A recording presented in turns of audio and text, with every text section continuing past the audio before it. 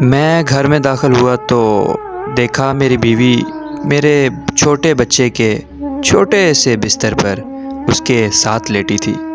میں نے کہا کہ اگر آرام کرنا ہے تو اپنے بستر پر لیٹ جاتی، یہاں تو اور بھی تھک جاؤ گی۔ میری بیوی اٹھ کر بیٹھ گئی۔ میں نے دیکھا تو وہ رو رہی تھی۔ میں نے پریشان ہو کر پوچھا کیا ہوا ہے؟ بیوی بولی کہ میں صبح کچھ امداد دینے پاس ہی ایک یتیم خانے گئی تھی۔ میں نے دیکھا کہ چھوٹے چھوٹے سے بچے جو ابھی چند مہینوں کے تھے اپنے اپنے بستر پر چپ چاپ تمیز سے لیٹے ہوئے تھے۔ میں دیکھ کر بہت خوش ہوئی اور وہاں کی نگران سے پوچھا کہ کیا آپ اتنے چھوٹے بچوں کو اتنی شاندار تربیت کیسے کی؟ میرا بھی ایک چھوٹا بچہ ہے، مجھے بھی مشورہ دیں۔ مگر نگران خاتون کے جواب نے مجھے جھنجھوڑ کر رکھ دیا۔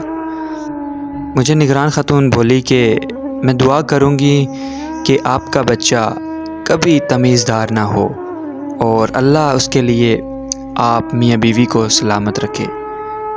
پھر بولی جب یہ بچے یہاں آتے ہیں تو شروع کے دنوں میں بھوک لگنے اور ڈائپر گندا ہونے پر بہت روتے ہیں، مگر اتنے زیادہ بچوں کے لیے ہمارے پاس اتنا زیادہ عملہ نہیں ہے جو ان سب کو انفرادی طور پر اتنی توجہ دے سکے۔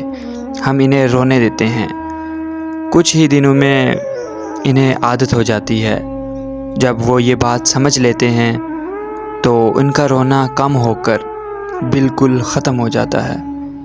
یہ بچے بھی اگر اپنے والدین کے ساتھ ہوتے تو بھوک لگنے، ڈائپر گندا ہونے پر اب یہاں کسی ایسے مسئلے کے حل کے لیے رو رو کر اپنے والدین کی توجہ حاصل کرتے، ان کی محبت کی نرمی اور گود کی گرمی کو محسوس کرتے۔